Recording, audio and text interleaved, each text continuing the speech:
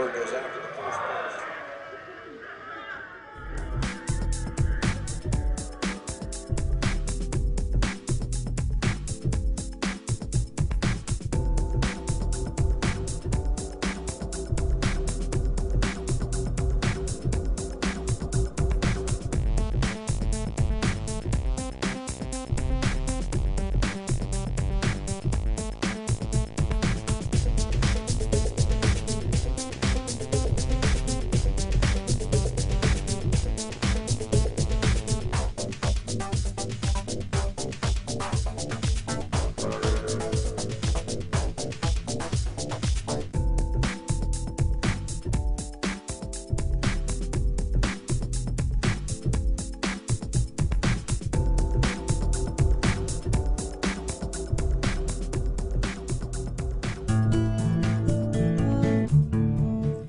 Maybe your first experience of putting money in the bank wasn't quite as heartwarming as this, but odds are, years later, you still refer to the balance showing on your bank account as being your money in the bank. But it isn't. If we have a deposit box at the bank, the valuables we put in it are still ours. We're just renting secure space to store them. In common usage, the word deposit means to set something down. But the use of the word deposit to refer to a bank account is misleading. A bank deposit is in reality a loan.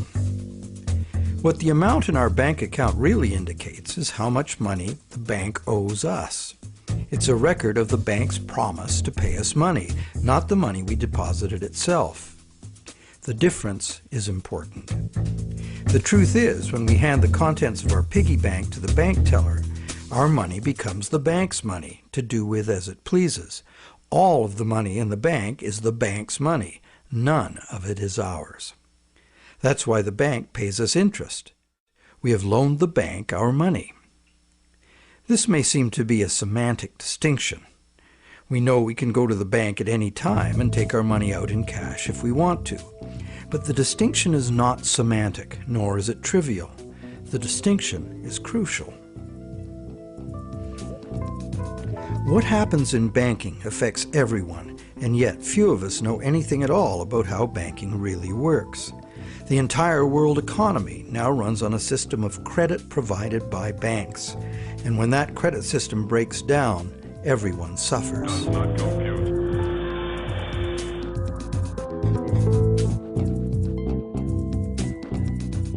To make things worse, the explanations for these breakdowns offered by the experts never look at the root cause, namely, that other than cash and coins, which make up just 1 to 5% of money in circulation, all the money in existence today was created as the principal of a bank loan, with the banks requiring principal plus interest as so-called repayment.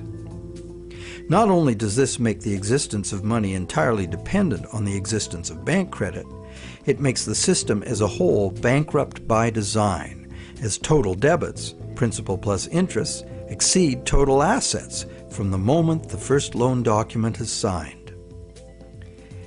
As the global banking system staggers towards worldwide collapse, more and more people are realizing they can no longer ignore the realities behind banking as it is practiced today. Many have lost their homes and jobs due entirely to the unsustainable practices of moneylenders.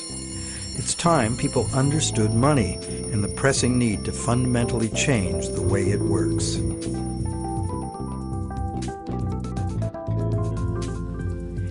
Clarifying what the words used in banking really mean is the first step. Now that we know that a deposit is, in truth, a loan to a bank, the next question is, what is a loan that we take out from a bank? When we sign for a loan, we give the bank a pledge to pay the amount of the loan plus interest.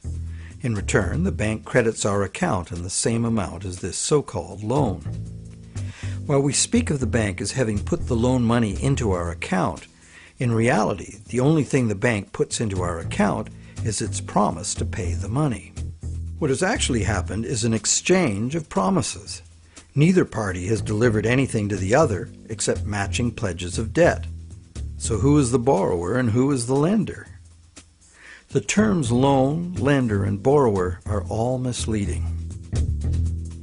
The truth is that the two parties have traded promises to pay and in the process created something called bank credit or checkbook money that can be legally spent as money. Bank credit can be spent because we, in our innocence, notice that each time we deposit into our account, it increases our balance by the same amount. In fact, unless we put something in, our account will be empty. Thus, it's a natural assumption that money in an account is money someone put in. The account is a promise to pay, not the money itself. In fact, a promise always indicates the absence of the item promised. Otherwise, why does it need to be promised? Now, because all bank accounts are just promises to pay, the bank and the borrower can simply exchange promises and, in the flash of a few keystrokes, a positive balance appears in the borrower's bank account without anyone putting existing money in. Now you know the real source of what we call a bank loan.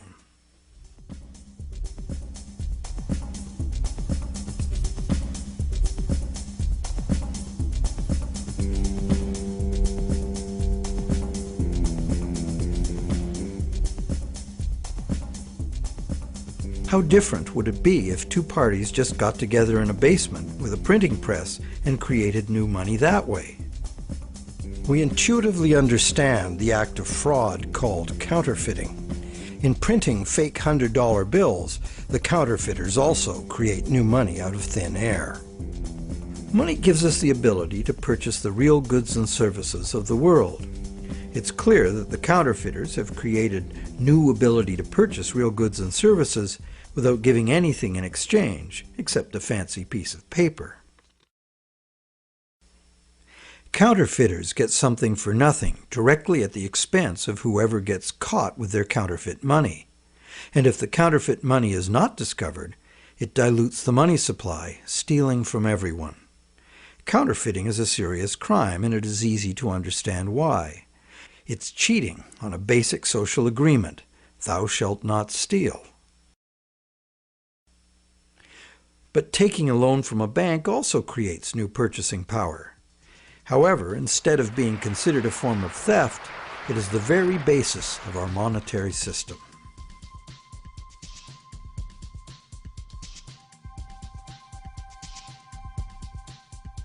How did one form of creating money out of thin air become a crime and the other become standard business practice and the source of almost all our money?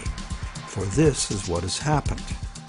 To understand how, we need to look at the history of the laws governing commerce. But before that, we need to understand the logic of the loan process itself.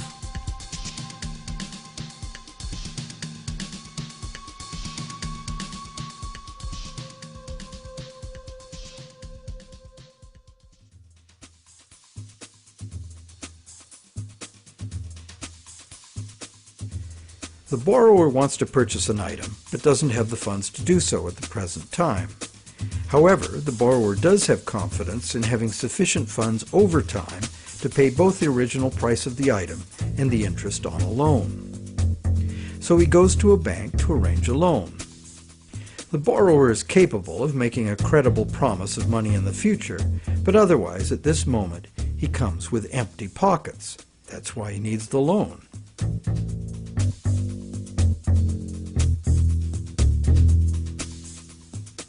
We're probably all familiar with what happens next. The bank gets the borrower to sign an agreement in which the borrower promises to pay the bank the amount of the loan plus interest, or, in default, surrender to the bank the object that is to be purchased with the loan. This is done countless times every day all over the world. But there's a problem. How can the borrower pledge as collateral something that the borrower does not yet own?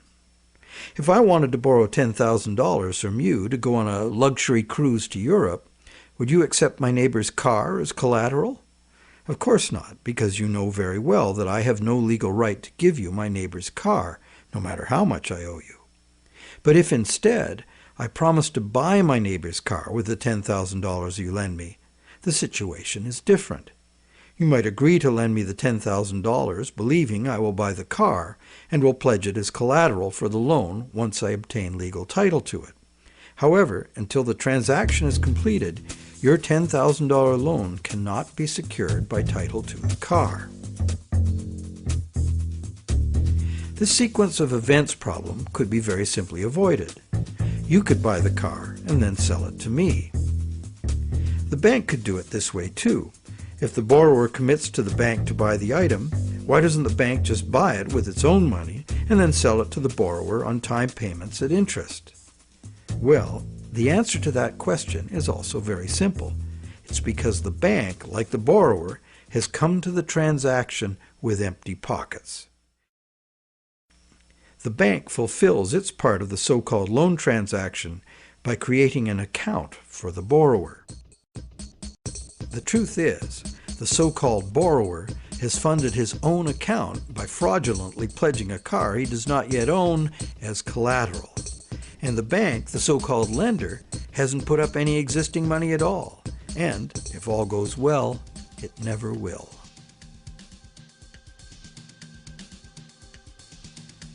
The borrower believes the new numbers in his account now represent his money in the bank. He, like the rest of us, doesn't understand the difference between existing money and a promise of money. If you can spend it, what does it matter? So now the question is, will the seller of the item accept the bank's promise to pay? While some people may hold out for cash, most will say yes to a check or an electronic funds transfer from the buyer's bank. Why? Because the seller knows from experience that she can deposit the check at her bank and it will increase her account accordingly. So what happens next?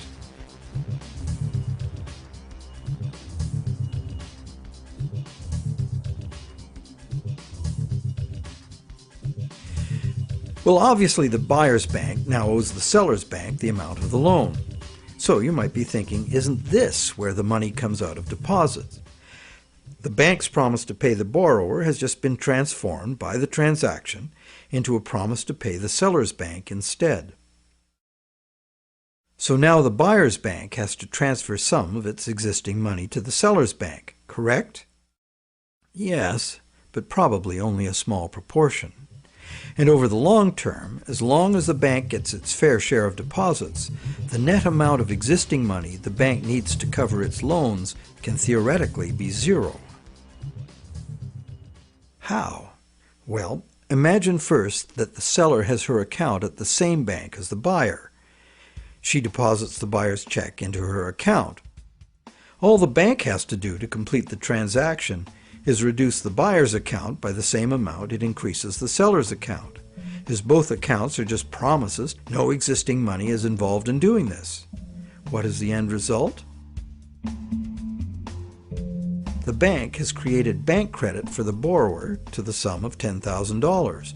The borrower has bought the car that existed in the world of real things, and the seller now has that bank credit of $10,000. Thus, a brand new claim upon $10,000 worth of real goods of value was accomplished with absolutely $0 of the bank's or anybody else's money. On top of that, the bank gets to have all this so-called money paid back by the borrower's honest toil plus interest, or the bank gets the car. Magic like this is usually seen on stage. So now let's examine what happens if the seller deposits her check in a different bank. Won't that require a transfer of existing bank funds from the buyer's bank to the seller's bank? Perhaps, but it will almost certainly never be anywhere near the whole amount because, in effect, the banking system functions as one bank. To illustrate, let's add another transaction to this scenario. That same day, the seller's bank made a similar loan to a little old lady who bought a mega home theater system. The electronics store deposited her check at their bank. The electronics store's bank made a similar loan that was deposited at the original borrower's bank. And when all the various balances were settled, the banks didn't owe each other anything. And even if there were differences, they would have been just a small portion of the total credit created. So, at this point we can say that although banks don't actually lend out their depositors' money, as most of us imagine, they still need deposits to make loans. This is because banks need incoming credit from other banks to offset their own credit being deposited at those banks. As long as banks keep their outgoing credit balanced with incoming credit, they are free to make new loans and thereby keep creating brand new credit money. None of it will ever have to come out of the bank's pockets. The bank is free to invest its own funds in corporate and government bonds and whatever other instruments their charter allows. If one draws a diagram of it all, it looks like this. The interest governments and corporations pay the banks on their bonds is paid by us. We pay it as a portion of our taxes, and we pay it in the price of all the goods and services that we buy. And there is another thing passed on to us as well, and that's the risk that the bank will go broke and not be able to honor its promises to pay. Now you may wonder, how can a bank go broke if it doesn't put any money up in the first place? What have they got to lose? The answer to that question is that banks differ from counterfeiters in that the banks are legally allowed to create new money, but only by certain rules of accounting. Banks can only create money by entering a borrower's payments and collateral as an asset on the positive side of the ledger, balanced on the negative side by the loan, or what the banks call the deposit liability created by the bank. When the borrower defaults on the payments, the asset pledged as collateral is seized by the bank and sold. In a declining market, when repossession is most common, the new lower value of the asset doesn't cover the bank's liabilities, which were based on the previous higher value. This shows up as a loss on the bank's books. When foreclosures are rampant, as in a collapsing real estate market, much of the value of the bank's collateral simply evaporates as home prices drop, exposing the bank to huge losses. In truth, it's all just numbers, created out of thin air. But banks must adhere to the dictates of these numbers, and the consequences of bank arithmetic gone wrong can include economic standstill, social disintegration, total financial chaos, lawlessness, starvation, and war.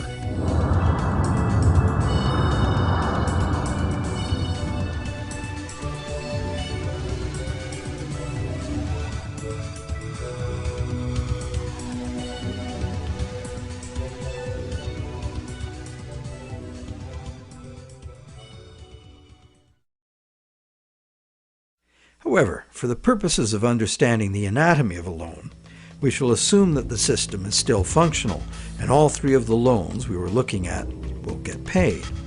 The end result is that not $1 of existing money has changed hands, but $30,000 of new bank credit has been created and spent into the money supply, and each of the three banks gets to collect interest on $10,000 of it.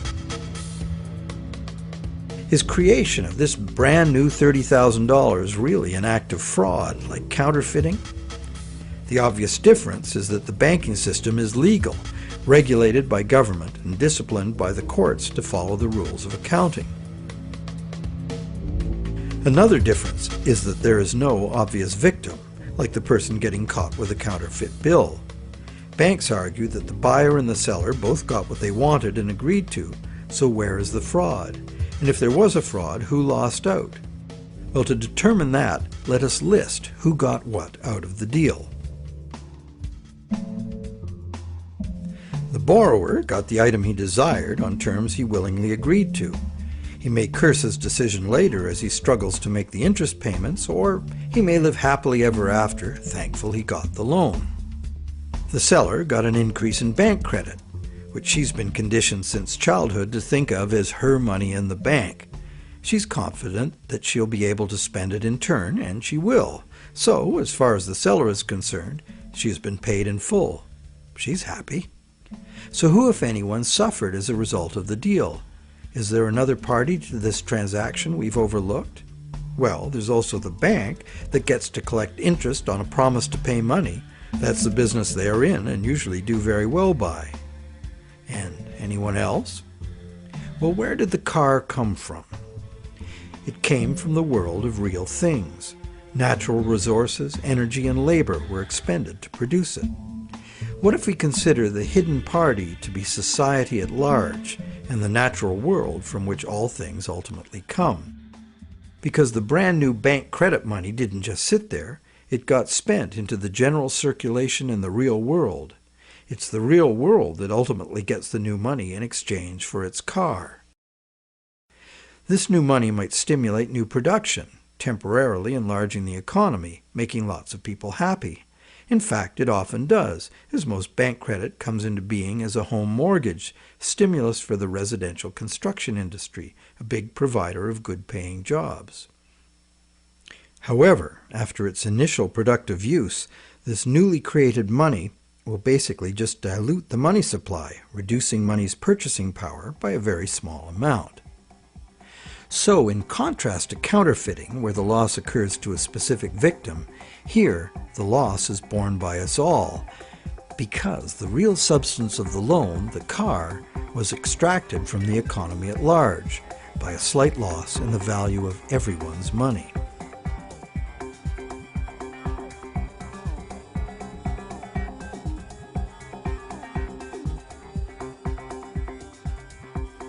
To continue our comparison of bank credit with counterfeiting, counterfeit cash eventually gets detected and removed from circulation, causing a direct loss to whoever accepted it.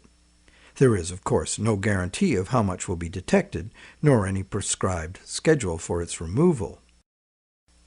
Bank credit is also removed from circulation over time because, as bank credit is paid back, the principal part of every payment is extinguished. Now remember that almost all the money in existence today is bank credit.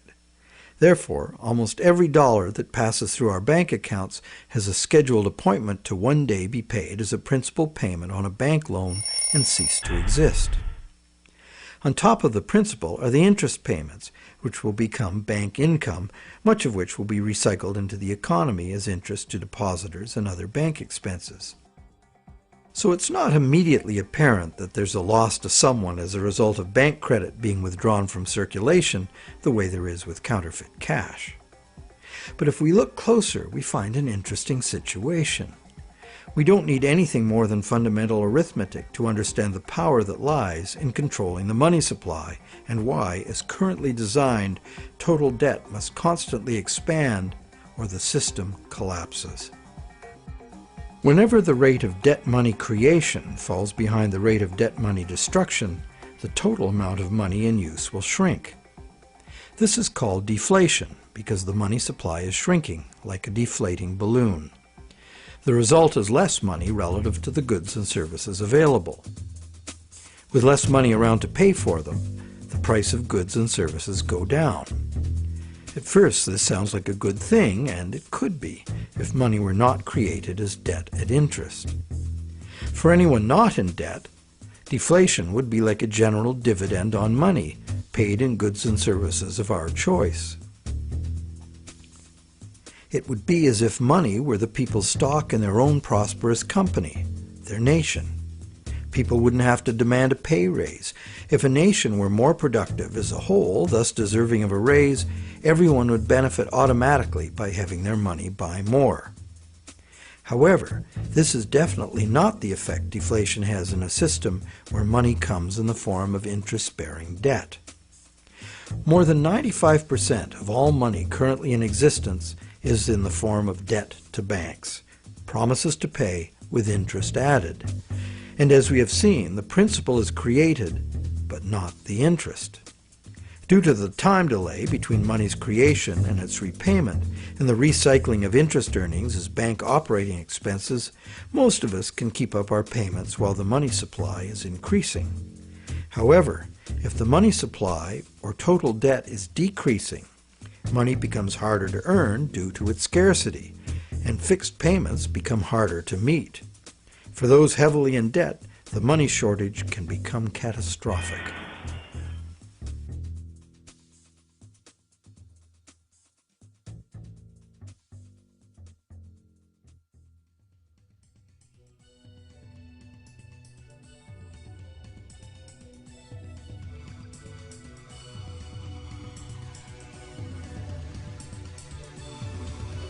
Unfortunately, the psychological effects of falling wages and prices rapidly accelerate the process, as borrowers, including large businesses, lose confidence in being able to repay loans, so that they don't sign up for any.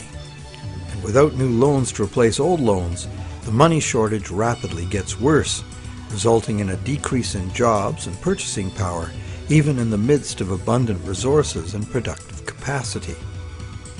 This dismal spiraling math makes mass foreclosures inevitable. Prices plummet as no one wants to spend their money. Shrinking values destroy the value of loan collateral, causing banks to write off huge losses. Some even close their doors. Consumer and business confidence is lost. Rampant economic and social dysfunction follows.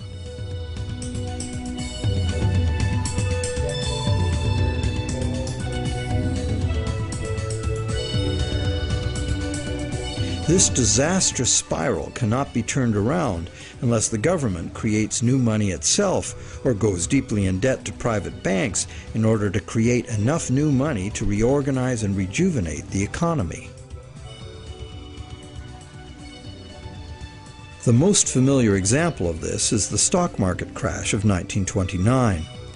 The psychological fallout of the stock market collapse resulted in less borrowing and thus less new money. The Federal Reserve did nothing to correct the resultant deflation, and by 1932 the money supply had been reduced by a third. Countless people were evicted from their homes because the money to make their mortgage payments simply ceased to exist. Then, in 1932, Franklin Roosevelt became the U.S. president. Roosevelt's New Deal set out to restore the economy by restoring the money supply. To counter the money shortage, Roosevelt borrowed from the private banking system. Factories started hiring again. But only when the war arrived, there's suddenly no shortage of jobs or funds available to do what was necessary for the war effort. It was the money expended on World War II that ended the Great Depression. The war also resulted in 50 million deaths worldwide and led to a new hostile international balance of power with its attendant arms races, mounting debts, and sweeping social and technological transformations.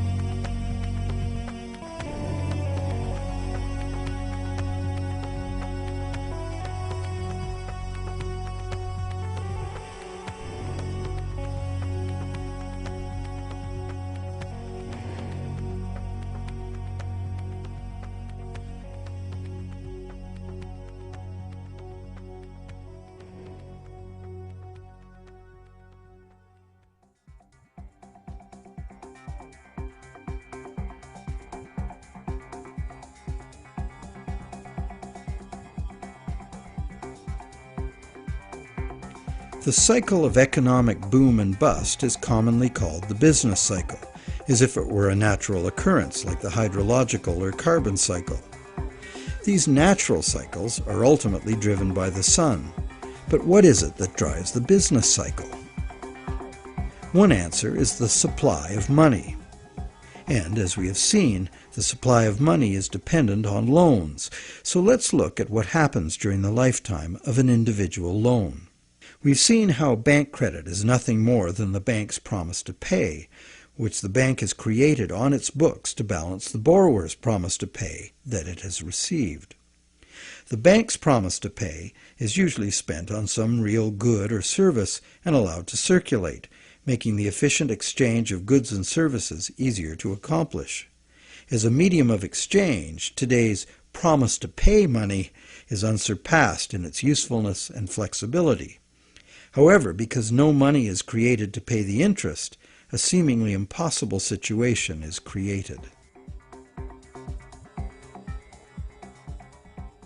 On the face of it, if borrowers had to pay the interest they owe all at once, they would have to fight it out for a limited sum of existing money that was very much less than the total owed.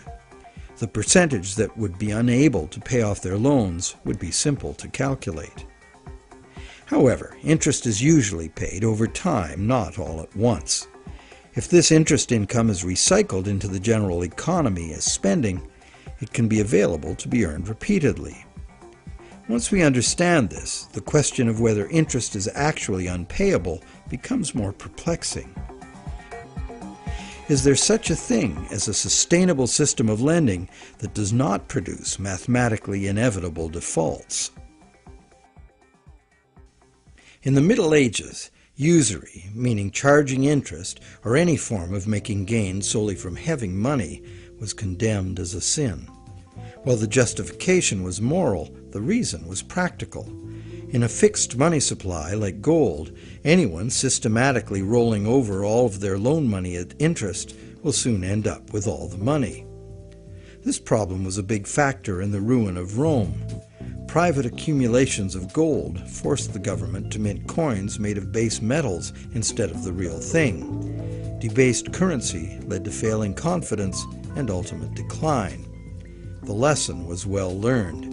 For the next 1,000 years, the Roman Catholic Church declared collecting interest on a loan to be a sin punishable by excommunication. In some countries, the penalty for practicing usury was death. Is charging interest really a sin? While today it seems very reasonable to charge for the use of money, there's a simple and unavoidable problem with doing so. Unless moneylenders spend every penny of interest they receive in such a way that the borrowers can earn it again, the borrowers are going to come up short regardless of their hard work and personal virtues. Someone will default simply as a result of the arithmetic. This is easy to picture where there's a fixed money supply like gold coin. As long as all of the coins taken in as interest are spent so that the borrowers can earn them, the same coins can be used to pay the interest over and over. The lender can profit by buying real things with this coin, but the coin itself must be spent, not lent nor removed from circulation. Leaving aside any moral considerations, this arrangement would be sustainable. However, if the interest coins are re-lent at interest or removed from circulation by hoarding, there will be an inherent shortage of coins with which to pay off the aggregate debt.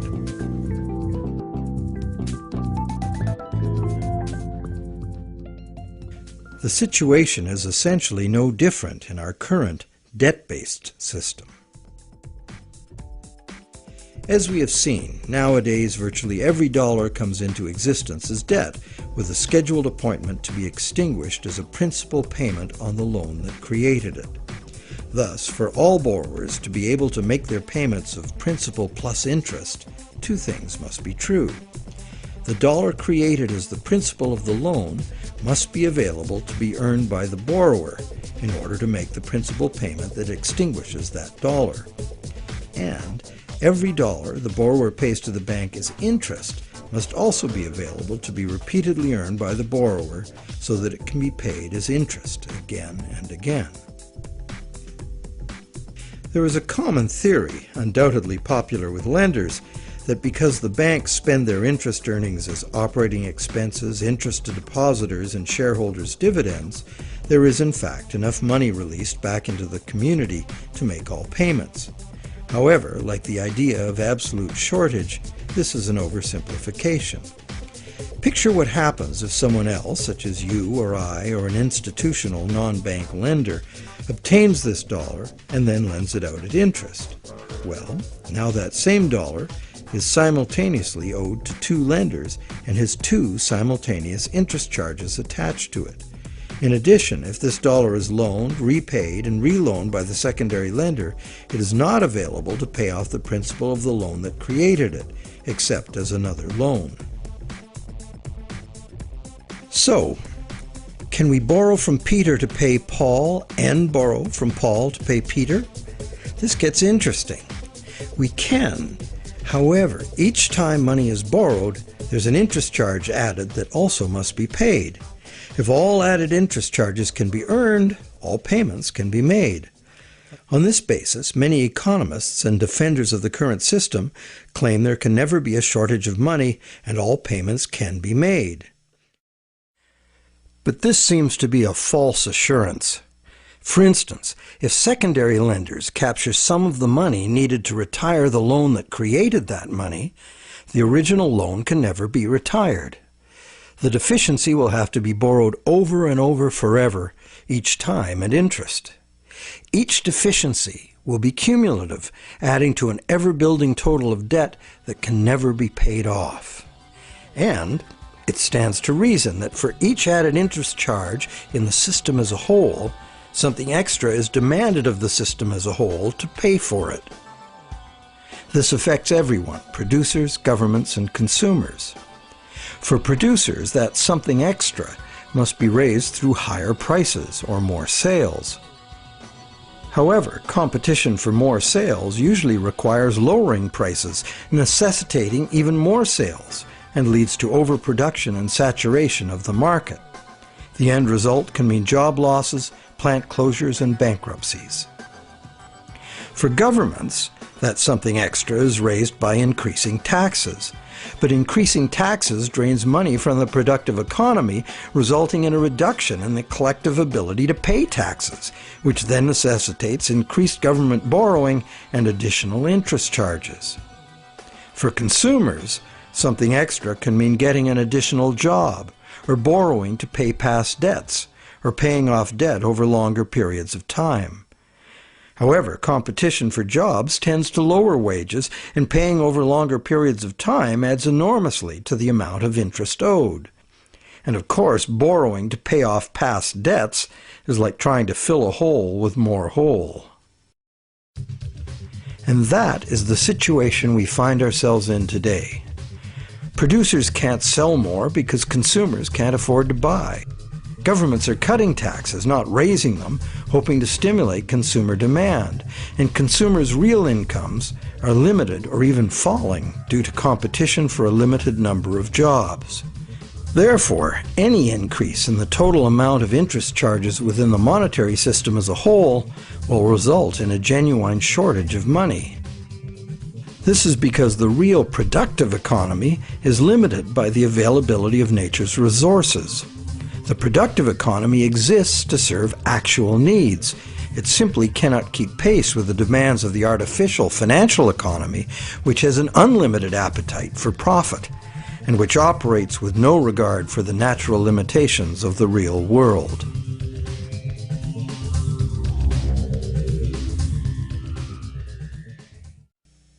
The theory that there's always enough money to pay the interest has a certain elegant simplicity. However, by the very nature of the assertion to be true, it has to be 100% true. This is impossible. For one thing, secondary lenders, who are not banks, do comprise a significant proportion of lenders, and they add their interest charges to money that already bears an interest burden. Beyond that, we have a cultural expectation. Everyone who has money expects it to generate more. Money that needs to be spent and made available to be earned by its original borrower is, instead, lent at interest or invested for gain. Therefore, we can conclude that the two conditions that must be true for all borrowers to be able to make their payments of principal plus interest and thus permanently discharge their debt, those conditions are not met by the current system. Nowhere in the current system is there any restriction on relending money that was created as a loan, nor is there any obligation upon banks to make their profits from interest available to be earned by borrowers, enabling them to extinguish their debts. Quite the opposite. banks invest these profits to make further profits. And it's not just the banks that cause the problem. Anyone who takes their ball of money and starts rolling it like a snowball to make it bigger does so at the expense of borrowers who will not find that money available to pay their debts, except as more debt. And of course, those rolling the biggest snowballs pick up the most snow. As the saying goes, the rich get richer and the poor get poorer. Money needed by borrowers in the lower realms of workaday productive economics moves upstairs to play in the casino world of abstract financial profit, and that's a world where transactions are little more than gambling on numbers in an effort to achieve higher numbers. They have little or nothing to do with providing the necessities of life.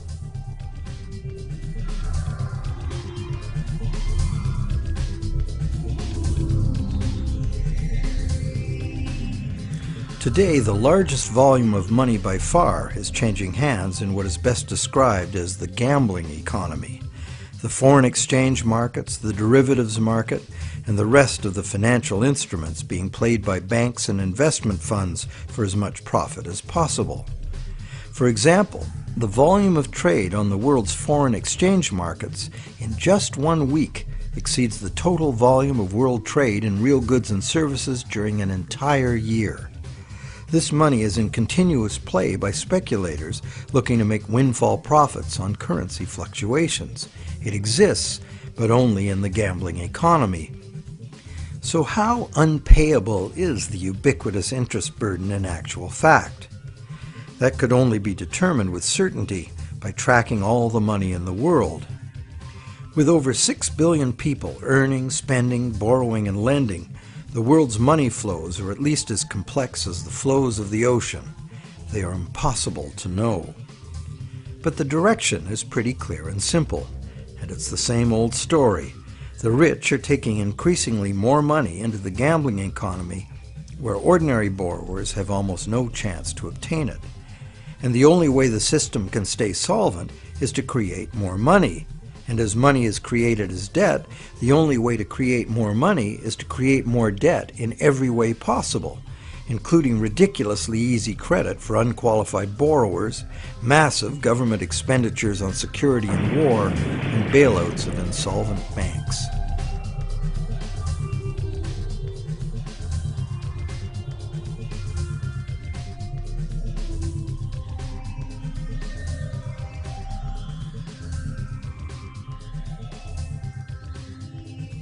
How does the individual loan cycle relate to the boom and bust phenomenon known as the business cycle? The individual loan cycle can be described like this. First, there is economic stimulation because of initial spending. This is followed by inflation because new money basically just dilutes the money supply. And eventually, inflation is followed by deflation as loan repayments gradually extinguish the principal, removing that money from circulation. As long as the individual loan cycles don't match up, these cycles can smooth each other out. This creates a fairly stable money supply that leads to fairly stable prices, although continuous growth of the money supply is required, at least in part because, as you will recall, the money to cover the interest was never created. This is the model on which our economy is currently based. Avoiding deflationary spirals and keeping inflation at a level that doesn't upset people's apple carts constitutes the art of managing the economy, which is rather narrowly defined as achieving so-called price stability. However, a look at the purchasing power of the US dollar in real goods over the last century instantly reveals what this so-called price stability has really meant. The dollar has clearly lost almost all of its value, 96%, and is continuing to do so at a rapid pace. So price stability is not being achieved, and one hardly needs a degree in psychology to understand how human nature itself would turn the individual loan cycle into the collective phenomenon of the business cycle. The simple reason being that if one person sees great prospects and is doing well borrowing and expanding, others would have the confidence to do the same. Beyond the merely psychological effects, if one business is expanding on the basis of credit, Its suppliers and distributors will find it necessary to do so as well, or lose that business to someone who will. The same herd effect would occur for a gloomy outlook and accompanying credit contraction. Thus, it is entirely predictable that individual loan cycles would have a built-in propensity to line themselves up rather than be randomly distributed. And when they do, we see the larger scale cycle called the business cycle emerging directly from the cumulative effects of individual loan cycles. So, to sum up, one could say that out of the exchange of promises made by the bank and the borrower, society gets chronic inflation and a dependency on banks for increasing infusions of money to pay ultimately impossible interest payments. This results in an inescapable treadmill of accelerating debt and depreciating money, the only alternative being a deflationary collapse of the economy followed by social chaos or war. This eminently unhealthy situation filters down through society, wreaking harm on every level.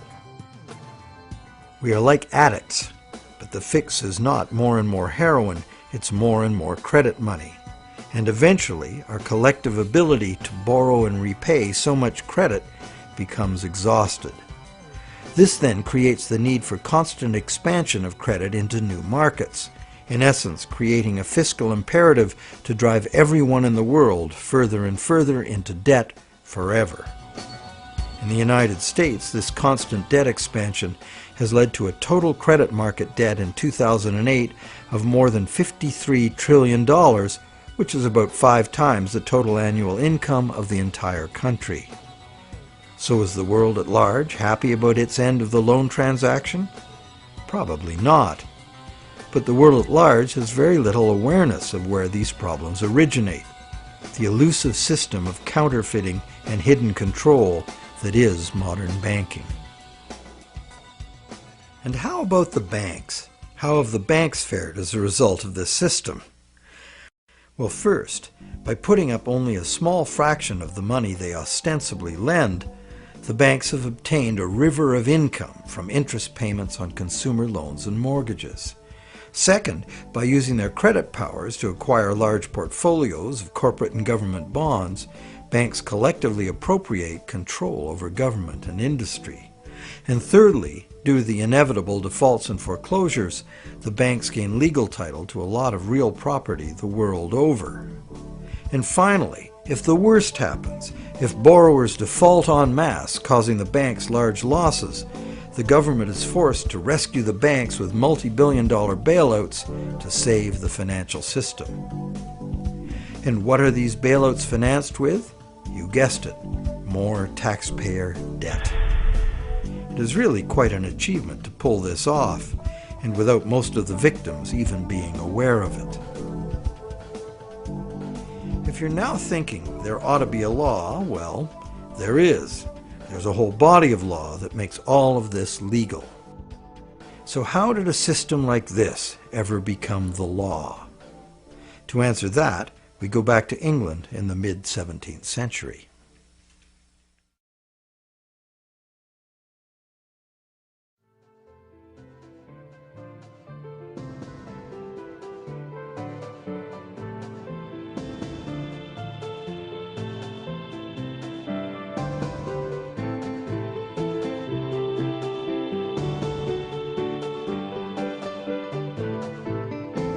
With the development of better ships and the new explorations they allowed, trade was expanding rapidly.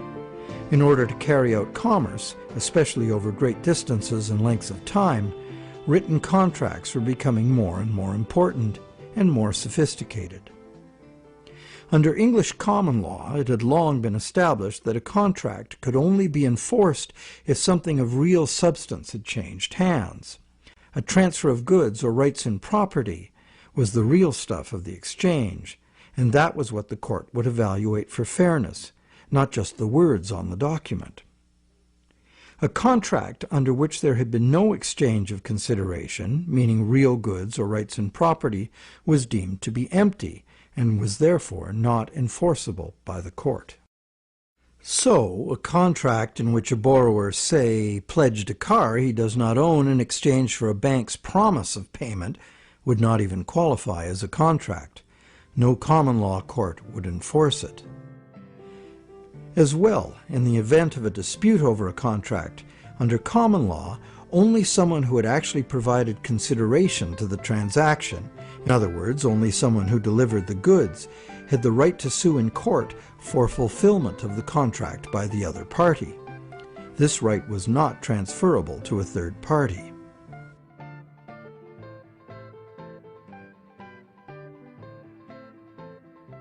When early traders went off personally on expeditions with trade goods, they bought those goods at home with their local currency and would sell them for foreign currency in the distant destination. They would then buy foreign goods with the foreign money, bring those goods home, and sell them for their local currency. Pretty simple. But as trade became more sophisticated, traders became more inclined to stay home and just hire ships to carry out deliveries. This gave traders the freedom to import cargoes of foreign goods from different sources than the destination to which their home goods had been exported. Thus, a problem was created. The exported goods had been paid for with foreign coin, the value of which needed to be spent somewhere else. Moving money as coins entailed a high risk of theft, as well as the near certainty of partial loss by currency conversion in a different land. This problem of payments from a distance was overcome by the use of bills of exchange. A bill of exchange was a signed order from the payer to an addressee demanding that the addressee pay a certain specified sum of money to the person identified as the payee. These were secured by signature, and they could not be acted upon in court by anyone other than the original parties. Thus they were of no use to a thief or any other third party. You probably recognize that these were the precursors of checks. I, the payer, instruct the bank, the addressee, to pay the payee, a person named on the check, a certain sum of money. This was all well and good for transactions among parties who were known to each other. The bill of exchange was used merely as a way to order payment in coin at a distant location. But merchants soon wanted more flexibility. They wanted to be able to use bills of exchange to reconcile payments amongst many merchants in many locations, using bills of exchange like money itself. For this to work, bills of exchange had to be assignable to and enforceable by third parties.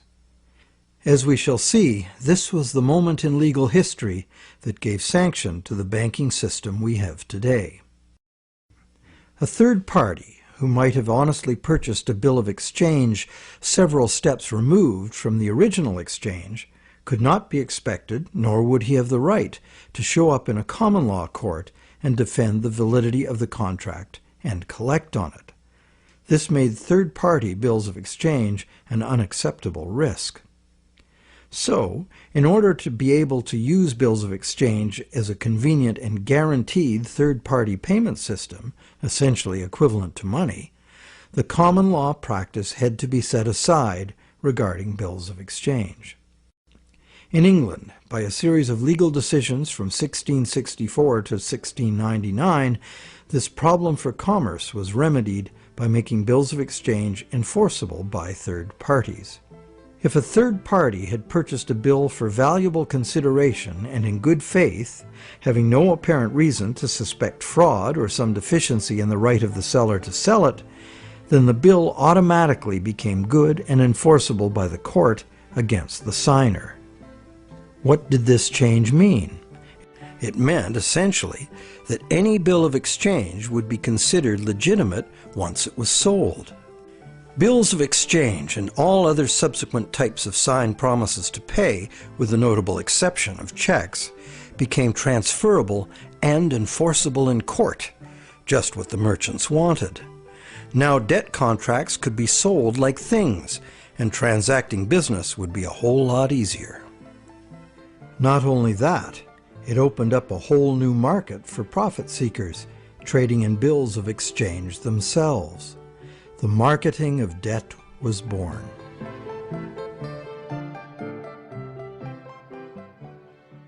The change in the law had another effect as well. It made it possible to trick or even force a person into signing a legally binding promise to pay, and then, if that promise were purchased by a third party for real consideration and in good faith, it would be enforceable against the signer in court. Ultimately, this became one of the foundational principles of the Uniform Commercial Code, which governs the conduct of business in the United States, and by extension, in most of the world.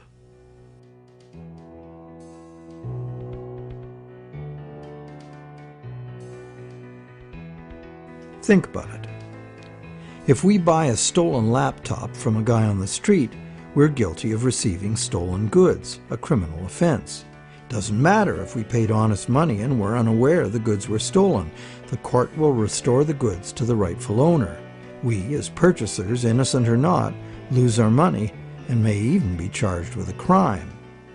But if we buy a loan contract from a banker and give him real value for it in good faith, it doesn't matter that the loan contract may have come into existence under false pretenses. Whoever signed it is required by commercial contract law to pay up, and the courts will enforce the obligation.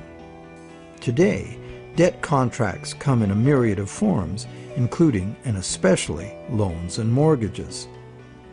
It's significant to note that just as these common law restrictions were being removed, the brand new Bank of England was being established. The first bank state authorized to create money out of thin air. The new laws fit in perfectly, making the new bank's empty contracts enforceable against the so-called borrower.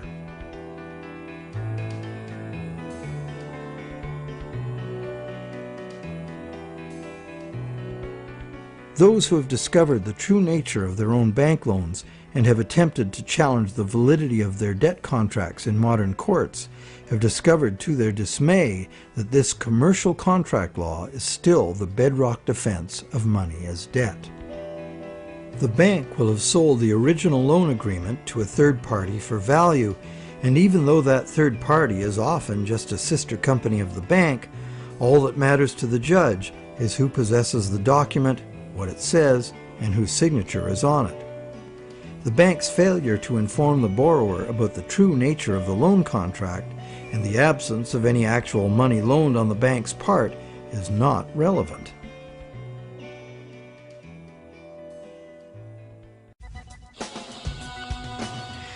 So, to conclude our investigation, it appears that modern banking practice rests on several distinct violations of common law, common sense, and natural justice.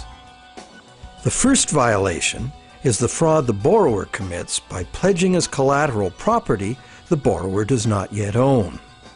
And the bank is complicit, as it knowingly accepts the fraudulent pledge as backing for the credit it creates. The second violation is the failure of the bank to disclose the true nature of the contract.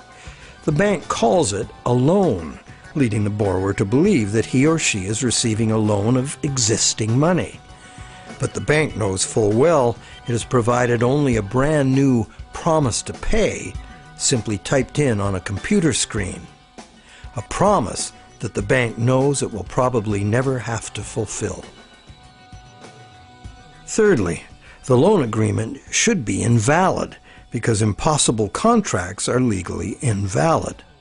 The bank is creating an impossible contract because the conditions required to guarantee that the borrowers have the opportunity to pay off the principal plus interest are not met.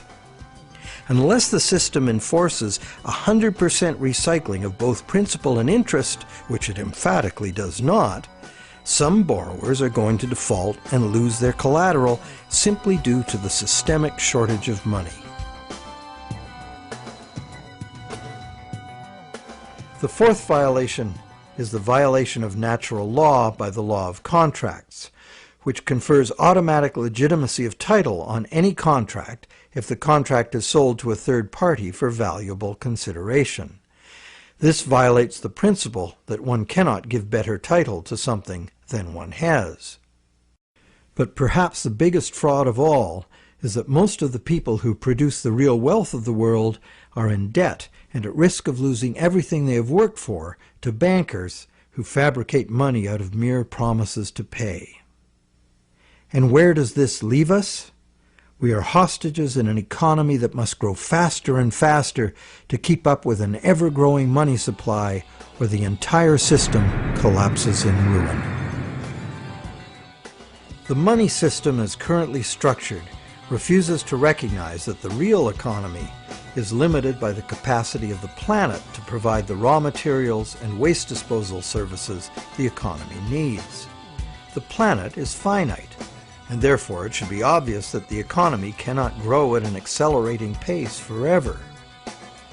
Our current money system runs like the bus in the movie Speed.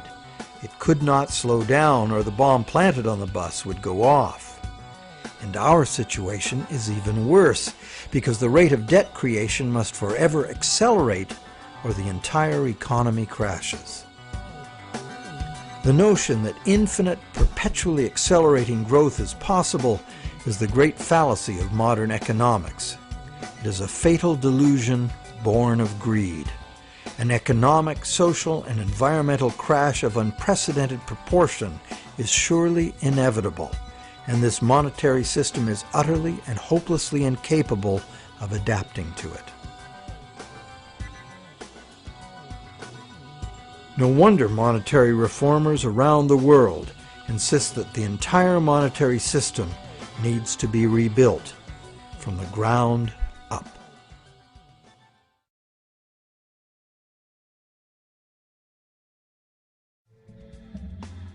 So what is the solution? One idea many people suggest is to return to the days when money was backed by gold. Gold, they argue, is the true money because it's inherently valuable. The underlying principle here is that money should be a commodity that is valuable due to its scarcity, as gold is scarce. As a general rule, those who hold this view of money also believe that money should exist independent of government. Another school of thought, diametrically opposite, is that the creation of money should be the exclusive prerogative of governments. Government, which represents all the people, should spend money into existence in the public interest, thus backing the currency with what it was spent on. Having taken back the power to simply spend money into existence, government would never need to go into debt or pay interest. Of course, government spending without limit would result in a worthless currency. To prevent inflation, money would also have to be extinguished. This could be accomplished using a wide variety of taxes, resource royalties, and user fees. Government spending and government taxes would, therefore, be interdependent and would equal each other in a perfect equilibrium. However, the goal of taxation would be to achieve price stability, as the government would have no need of tax revenues in order to operate. Over the centuries, both the gold-based system and various government credit money systems have been used, with the gold-based system prevailing well into the 20th century. This wasn't because government credit money didn't work. It did within the country itself, where it was accepted in payment of taxes. But until the invention of modern currency exchanges, international trade had to be carried out in gold. In addition, gold has had an almost supernatural fascination for humans for a very long time. We've been conditioned for millennia to think of money in terms of portable inherent wealth, as in gold coins. However, this is not the only way to think of money, nor in the era of runaway debt money is it any longer accurate. Money is, at its root, an idea that humans invented in order to turn simple subsistence into complex civilization. It's the development of money that made possible specialization of labor and the indirect exchange of goods and services. Throughout money's evolution, from direct barter to standard trade goods, and on to standard coins, to paper promises of precious metal, to digital promises of paper cash, and now to digital promises to pay digital promises. Throughout this long evolution, the prevailing idea has always been to achieve greater flexibility by using convenient and secure promises to pay instead of money itself. The problem with promise to pay money has always been that it provides a golden opportunity to cheat, to create more promises than there is real stuff to back those promises up. But is there a way to make the exchange of actual money just as convenient and secure as the promise to pay system? Now there is. Digital money, convenient and secure, is now a possibility because of new encryption technologies. It works like this. Imagine taking the serial number off a dollar bill and dispensing with the paper. What do you have? A digital dollar. A digital dollar that can now be electronically transferred around the world just as easily and securely as a promise to pay dollar. However, and this is the big however, the digital money, while being entirely electronic, is also like a metal coin. It can never be in two places at once. Thus, the multiplication of promises can be prevented by insisting on actual payment in cash, paper or digital. We don't even need to keep this digital cash in a bank, as it provides its own safekeeping and can be transferred by internet. And instantly transferable digital money could perform intelligent functions far beyond anything money has been capable of before. For instance, with simple math programmed in, money could be made to calculate its own value, eliminating human speculation, manipulation, and error. Wouldn't that be something? In the meantime, efforts are already underway to reform the monetary system through legislation. Initiatives like the Monetary Reform Act and the American Monetary Institute's Monetary Act have already been written, prescribing in detail how to return the power to create money exclusively to government, and thus limit banks to lending existing money, just the way most people imagine it works now. While differing in detail, all such reform proposals in whatever country they originate always advance the same simple idea. The benefits of money creation belong to the public. At present, money is created not for the benefit of society, but for the profit of private banks. Banks like to create enormous amounts of money from our debt because the more we borrow into existence, the more interest the bank gets to collect, and the richer the bank becomes. In the process, the banks gain more control over everyone, individuals, industry, and government alike.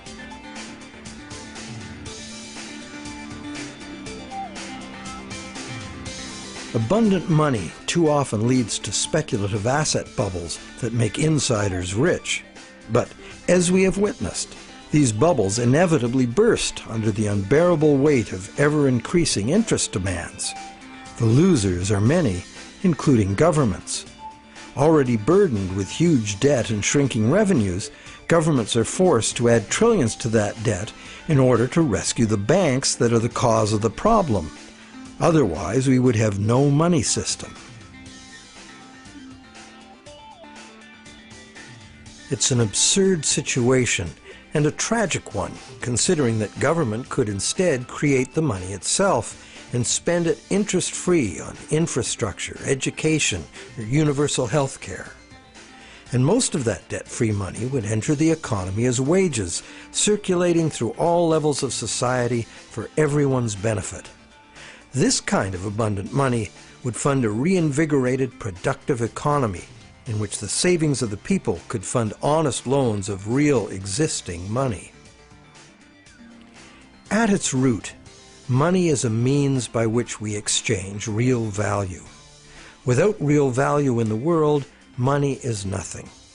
As we have seen, it's the real world that makes the loan, not the bank.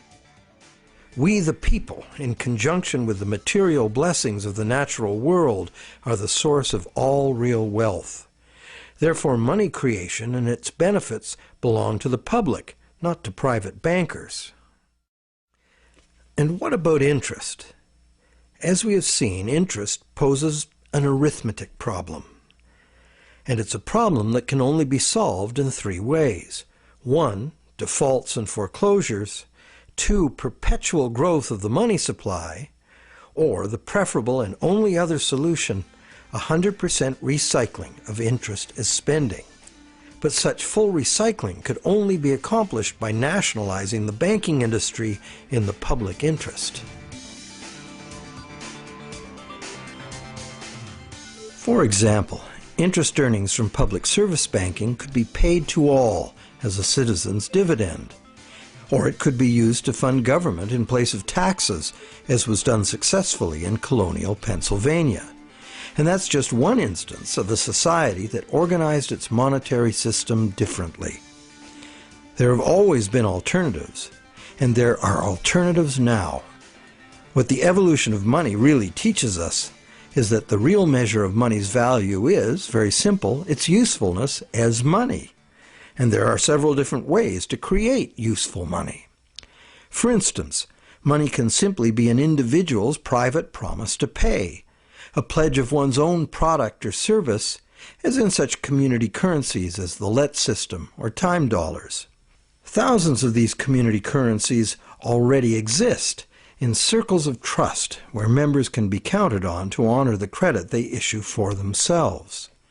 And such community currencies can be a lifesaver in the event of a catastrophic collapse of the conventional banking system.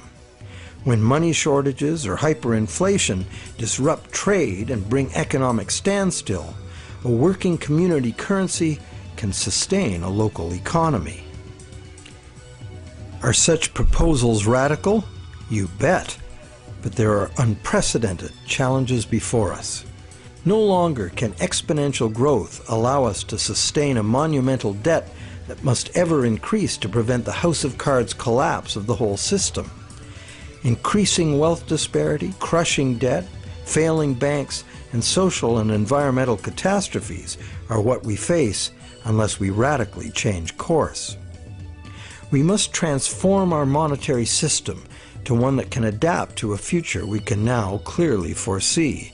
To begin, we must examine monetary system designs that can deal with widespread economic shrinkage without inducing mass foreclosures and bankruptcies. But what can you do right now?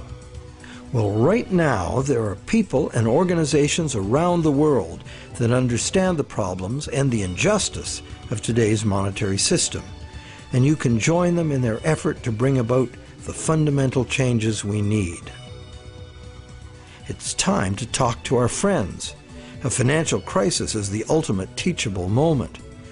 When bankrupt banks have to be bailed out by the governments the banks were formerly lending to, the contradictions, the fraud, and the fatal flaws of the current system are laid bare for all to see. But the solutions are there to see too if we look. We cannot afford business as usual.